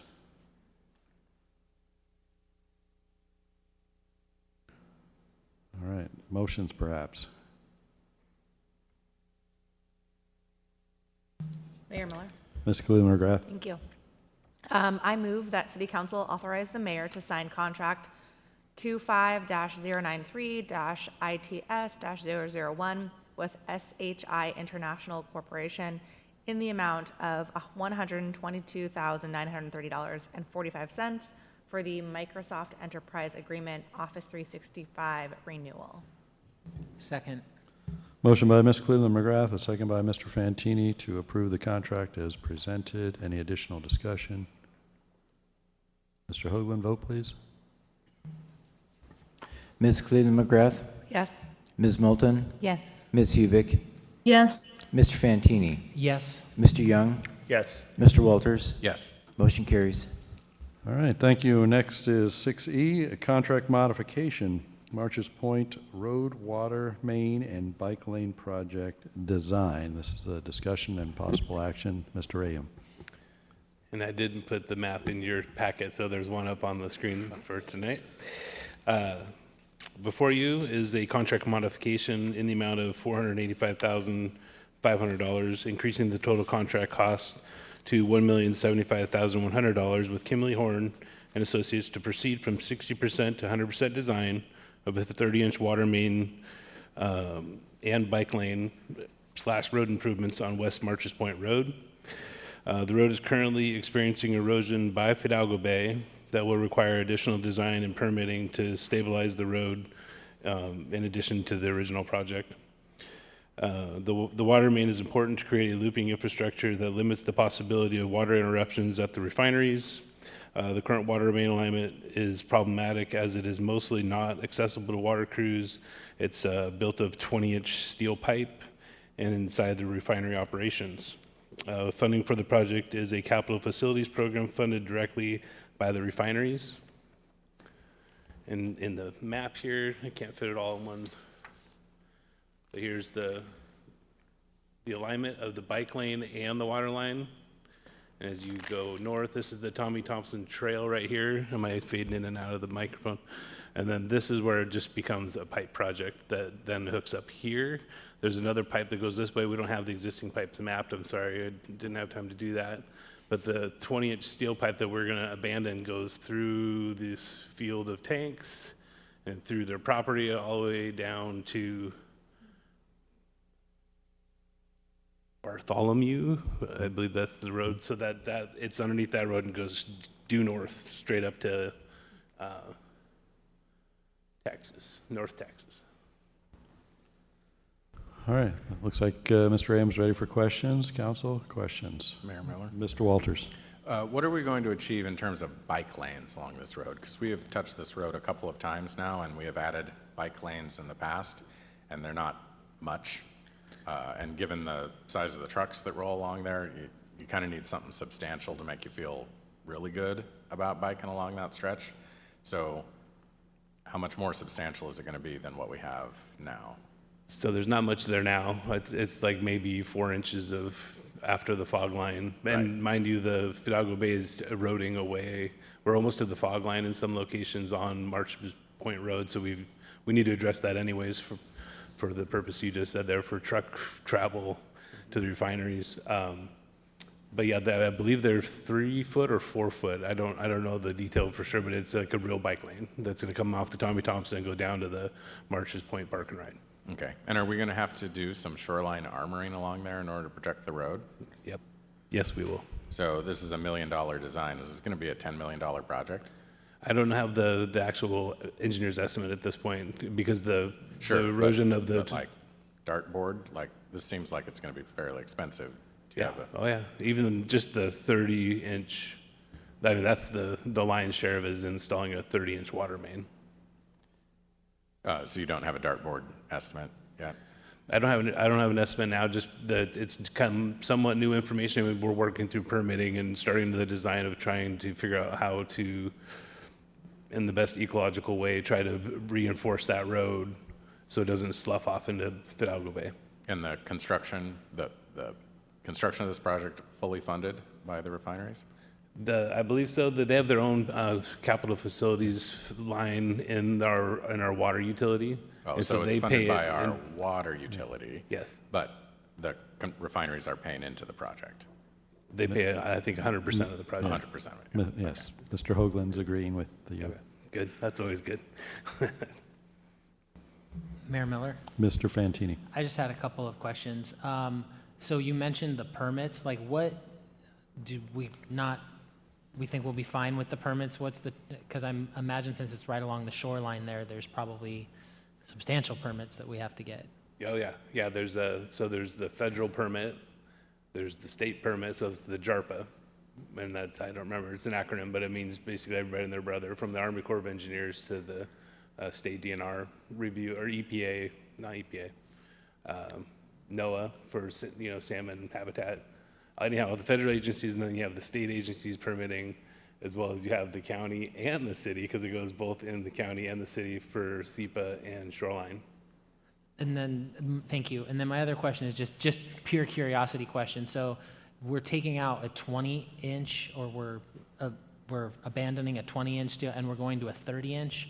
Is that just because we want more water flow and the cost is not prohibitive, or? It's mostly because of the demand. So the refineries use about 75% of the water we produce. And so the idea of having a 30-inch here is that if something happened to the other water line, there's enough water, it's called looping, so we can take the water a different route to get to the same location. And a 30-inch is what the design engineers determined was necessary to feed if we lost the other side, we could feed it with this side.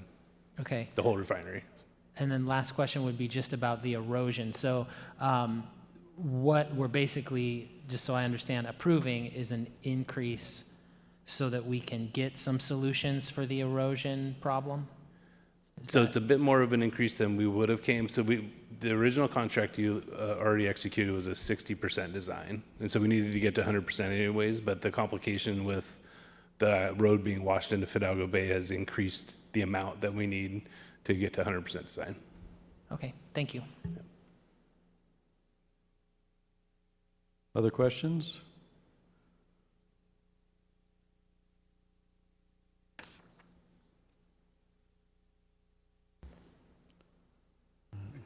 Mayor Miller, Ms. Hubick. I move that City Council authorize the mayor to sign a contract modification with Kimley Horn and Associates under contract 24-159-ENG-001 in the amount of $485,500, increasing the total contract price to $1,075,100. Second. Motion by Ms. Hubick, a second by Ms. Moulton to approve the contract modification as presented. Any additional discussion?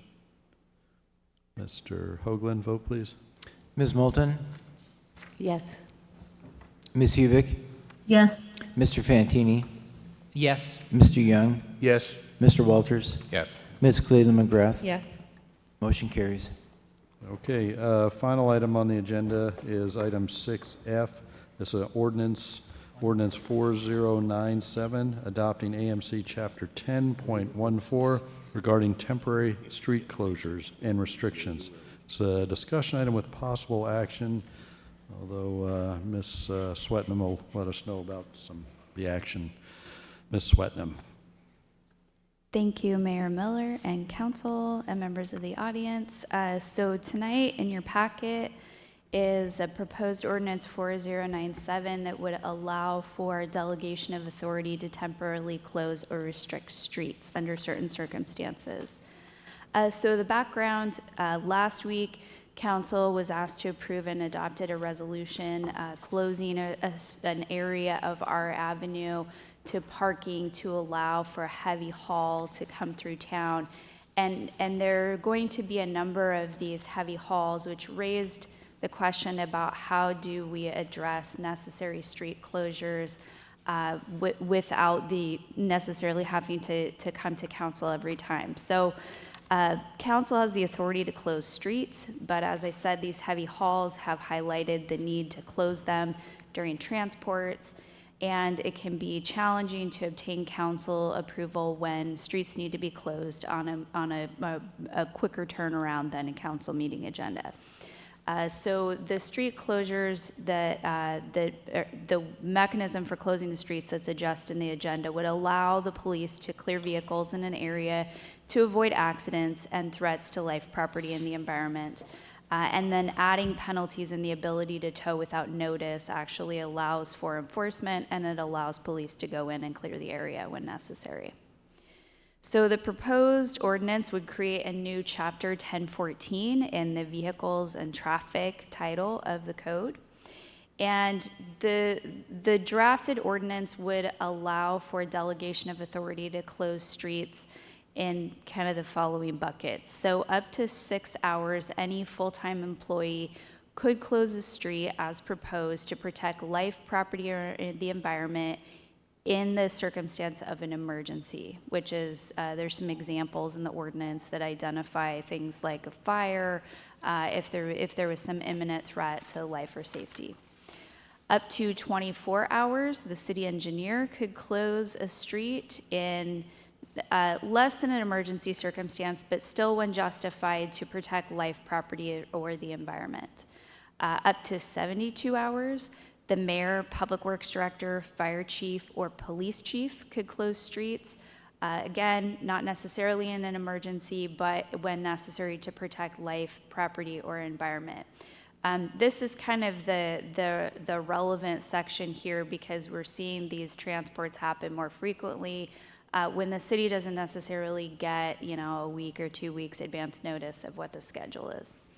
And then anything over 72 hours, council would retain the full authority to do those closures or restrictions, and they would have to come back.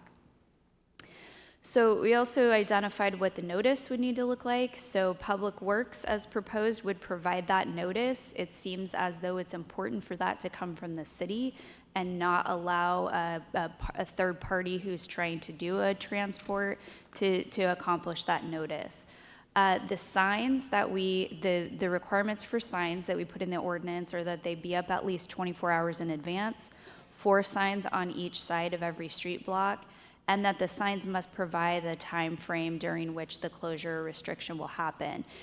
We moved this language over to mirror what's in the code in the parking chapter with respect to closing streets for parades and those types of events. And there's also a provision that in the case of an emergency, notice can be waived, can't provide 24 hours of notice in an emergency situation. So that's the proposal. Mr. Rayum shared with me some good pictures to illustrate the types of hauls that could lead to a road closure. These 2 items, I'm told, are part of the tanks that are being constructed at Pier 2 by the port. And so these are exactly the items that we're going to be having transported over the course of the next 5 weeks. Some previous hauls you can see here. I have no idea what that is, but it looks really big. Happened at night. Here's another, I believe these were several hauls worth of items that were staged on the port's parking lot. So here's another example of something else that was hauled. Again, I don't know, but looks like bigger than a lane width. So next steps, and this is sort of the challenge, that these issues have come up relatively quickly. We did not know last week, but know now that the next haul is proposed for March 27th between 11 p.m. and 5 a.m. the next morning. So staff is asking council, as you all feel appropriate and comfortable, to move relatively quickly on this. So our recommendations are either to waive the 2-read rule and adopt this code tonight, which would allow the police chief to close the street for this upcoming haul, or if council's not ready to do that, council could adopt a resolution tonight that's substantially similar to Resolution 3179, which was adopted last week, and it would be to close the same stretch of road, just with the updated dates.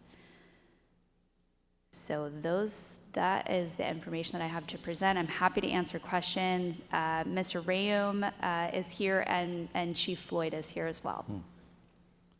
Mayor Miller. Mr. Walters. This ordinance, if we were to waive the 2-read rule and adopt it tonight, wouldn't go into effect until 5 days after publication, so we'd have to also amend the ordinance to make it an emergency ordinance and approve it with 5 of 7 council members, I think is the rule. I believe so, but yes, that's correct. Okay, Yeah. because this is very soon. I mean, that's 3 days from now. Yeah, we just got that today. Okay, so my sense is the ordinance generally is okay, and I'd be okay doing that. I mean, it's just closing a street. It's not a regulatory thing. And we can come back and amend it again if we need to, but it does require a couple of different edits here to make that happen. Also, if you go back 1 slide or 2 slides, your slide showing who has what authority on what times a day, and I guess it's several slides back. Anyway, your slide that shows that any employee can close the road for 6 hours, city engineer for 24 hours, and the mayor, public works director, I think all that could just be, I would be comfortable simplifying it and say, mayor, public works director, fire chief, police chief, city engineer can close it up to 72 hours. I don't know if we need the 2 other thresholds. I don't know if we want to allow any city employee to close a street, which is the first. I mean, do we want to let Steve go out there start closing streets? I think it seems like you're always going to be able to get a hold of the mayor, public works director, fire chief, police chief, or city engineer at some point. So that, I think it would be more functional if it were simplified, better chance of people reading and applying it correctly. Yeah. So I Rand, lifted that off of other cities' street closure and restrictions. So we were more thinking along the lines of restrictions. Things come up, like let's say a fire truck, we have a fire, it's kind of technical, but literally they're going to block the road. And so anybody that's driving that fire truck should have the authority to block that road, shut it down, because we're in the middle of combating a fire. That was kind of the thinking of that. The city engineer is more about construction projects, where they want to close part of the road or something like that to do asphalting or paving. So he has the authority to do that in 24-hour increments. If it needs to go 3 days, that's when it comes to directors basically level, because closing a road 3 days is substantial. That's why we wanted to make sure you retained anything past that, because closing a road long term is usually a pretty big deal to the community. Usually the roads are used for some purpose, so that's why there's kind of the suggested different levels of authority. Even the police pulling a car over is restricting the road. I appreciate the initial draft being, more conservative, but just speaking for myself, I'd be willing to give these department heads the authority to close the road for up to 72 hours, just at the outset, without having to go through the steps or without giving any full-time city employee the right to close the road. But also, the next section says that we'll need to consider a resolution extending the closure if we go beyond 72 hours at our next regular meeting. But if we have to have a closure, it might need to be a special meeting. So as we discussed with the city attorney, probably should strike regular there, just at our next meeting. we were trying to avoid scheduling extra emergency meetings for you guys. Well, I mean, if we have to close the road, I mean, maybe we need to have an emergency meeting. It's not that big a deal to do if it is an important thing for us to make happen. Do we think that the language protect life, property, the environment covers the heavy haul, though? Because that's not immediately obvious to me. Well, I mean, if I they could leave make their the car argument. there, it's going to affect their property. We would hit their vehicle if they didn't move it. So yes, I think it does cover the heavy haul. Under the property prong. Yeah. Okay. Mayor Miller? Ms. Moulton? I had actually also highlighted that any full-time city employee could close the street. I don't know, it seems like that's 250 people. I mean, I don't know if we want that level of. I think it'd be a career-changing moment if they close the street inappropriately. I think we were just trying to. I think we were just trying to say, like, you know, if it needs to be, they can do it. Yeah, I guess I'm not. I mean, I don't really see it being abused, actually, but I just did think it was like a little bit much. But I don't have a super strong feeling about it. Mayor Miller? Mr. Walters? I would like to make a motion that could cover all these bases. I think we need to add the emergency clause so it goes into effect immediately. I think we need to strike regular from 1014-040B there. And then I would strike 1 and 2 from that list at the top of that page, just so that the department heads can close the street. And if some random employee stumbles upon an emergency, I assume we're always getting department heads on the phone anyway. I mean, mayor, public works director, police chief, somebody there is going to be available, I would think, which is, I think, a pretty easy solution to this rather than defining which employees. Clearly nobody in finance, but maybe in the public safety agencies or public works. Anyway, I think that's a pretty straightforward solution and could get this done right away. So I would move, first of all, that we waive the 2-read rule so that we can proceed to consideration of this tonight. Second? Okay, a motion by Mr. Walters and a second by Mr. Young to waive the 2-read rule for this ordinance. Additional discussion? Mr. Hoagland, take the vote, please. And this is just on the waiving the 2-read rule. Actually, I could probably do a voice vote. All in favor signify by saying aye. Aye. Aye. Any opposed? Okay. 2-read rule is waived. Okay. Mayor Miller? Mr. Walters. Since the 2-read rule has been waived, let's proceed to consideration of the ordinance. I move that we adopt the ordinance as presented with the following changes, with an emergency clause that would make the ordinance go into effect immediately rather than 5 days from passage and publication, deleting subsection A1 and A2 from 040, and changing the regular meeting to just meeting in 040B.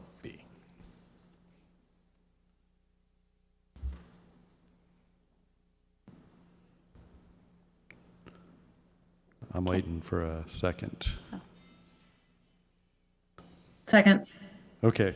Motion by Mr. Walters and a second by Ms. Hubick to approve ordinance 4097 with the following changes, which would include changing section 2 with an emergency clause, although I don't know if you've got the language to capture that. I don't have that, but I think it's understandable by council.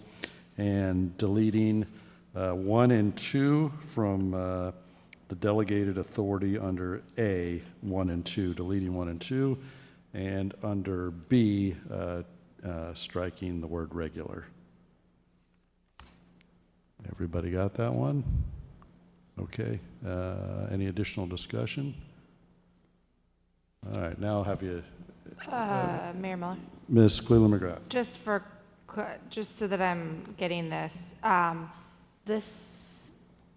the 6-hour option, which I understand we don't need, I'm assuming we need, does the emergency clause address the fact that if there's a fire, you're not going to have that 24-hour notice for closure, right? No, the emergency clause just addresses the timing of when this sorry. ordinance becomes effective. So if there's an emergency, a department, one of the named department heads would need to be contacted and they'd need to take action. So I guess under notice of closure or restriction, do we need There's a to B. clarify that, right? Check out the B under there. Okay, sorry, thank you. There it is. Appreciate it. Any other discussion? Okay, I'm not going to read the whole thing again, but a motion by Mr. Walters and a second by Ms. Hubick to approve 4097 with the modifications. Mr. Hoagland. Ms. Hubick, Yes. Mr. Fantini, Yes. Mr. Young, Yes. Mr. Walters, Yes. Ms. Cleveland McGrath, Yes. Ms. Moulton, Yes. motion carries. All right, thank you for the work and no further business for the council. I'll adjourn tonight's meeting.